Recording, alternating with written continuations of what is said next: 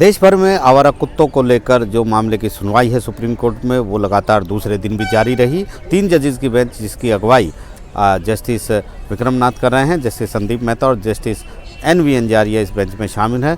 उन्होंने पूरा दिन इस मामले की सुनवाई की है और इसके बाद शुक्रवार को भी इस मामले की सुनवाई जारी रहेगी।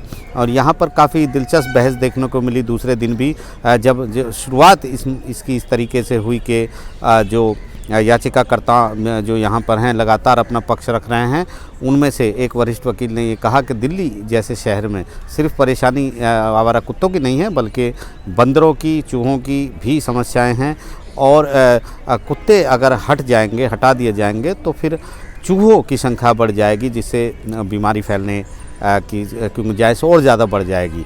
तो यहाँ पर ये दलील दी गई और इसके बाद सुप्रीम कोर्ट ने भी टिप्पणी की कि जो कुत्ते और बिल्ली दोनों में दुश्मनी होती है, दोनों एक दूसरे के दुश्मन हैं। तो ऐसे में बिल्लियों को बढ़ावा देना चाहिए, हल्के फुल्के अंदाज में ये बात सुप्रीम कोर्ट ने कही कि तो बिल्लियों को बढ़ावा देना चाहिए, वो चूहों को ज़्यादा बढ़ने नहीं देंगे। इसके अलावा एक महत्वपूर्ण टिप्पणी सुप्रीम कोर्ट की तरफ से और की गई कि जो कुत्ते होते हैं वो सूंघकर पता लगा लेते हैं कि जो व्यक्ति है, जो इंसान है, वो उससे डरा हुआ है या नहीं हुआ है। और अगर उसको ये महसूस हो कुत्तों को कि ये व्यक्ति डरा हुआ है तो फिर उसके हमला करने के जो चांस हैं वो बढ़ जाते हैं। ये तमाम दलीलें दी गई। दूसरी तरफ जो यहाँ पर पक्षकार हैं जो लगातार वकालत करेंगे कुत्तों को इस तरह नहीं हटाना चाहिए, उनका ये कहना था कि कानून का तय प्रक्रिया का पालन करना चाहिए। सारे कुत्ते काटने वाले नहीं होते हैं, एक तरीका है, एक प्रक्रिया है, उसके तहत जो है वो स्थिति को काबू में किया जा सकता है।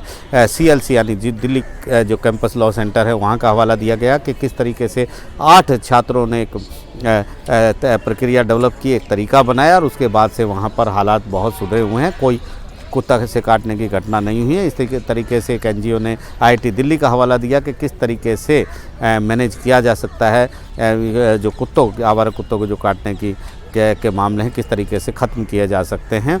उन्होंने ये भी कहा कि इस तरीके से हर जगह से कुत्तों को हटा देना और फिर वापस उनको ना छोड़ना, ये कोई समस्या का समाधान नहीं है। लेकिन सुप्रीम कोर्ट ने साफ किया कि उन्होंने ये नहीं कहा है कि हर कुत्ते को उठाकर शेल्टर होम भेज दिया जाए। वो चाहते हैं कि अस्पताल, स्कूल, इंस्टीट्यूशंस जो हैं, ऐसी जगहों पर जो हैं कुत्ते नहीं होने चाहिए। उन्होंने ये भी कहा कि जब इस तरह की बात चल रही थी तो ये भी सुप्रीम कोर्ट ने टिप्पणी की कि आप क्या चाहते हैं कि हर अस्पताल में कुत्ते होने चाहिए और कितने होने चाहिए, हर बेड के पास क्या एक कुत्ता रहे।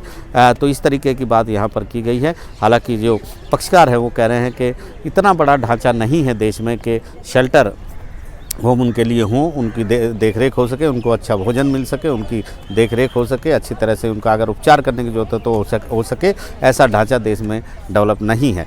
तो लिहाजा ये सुनवाई आगे भी जारी रहेगी। काफ़ी दिलचस्प ये सुनवाई हो रही है। पहले की सुनवाई में भी सुप्रीम कोर्ट ने कई सवाल उठाए थे। ये भी कहा था कि कुत्ते के मूड को कैसे समझा जाए कि वो काटने के मूड में है या फिर नहीं है। इसके अलावा उन्होंने ये भी कहा था कि कुत्तों की काउंसलिंग नहीं की जा सकती। उसी को लेकर उसी कड़ी में सुनवाई जारी है। सुप्रीम कोर्ट ने कहा है कि वो हर शख्स का, हर जो पिटिशनर है सबका पक्ष सुनेगा और उसके बाद एक फैसला देगा। नई दिल्ली से आशीष भार्गव, NDTV इंडिया।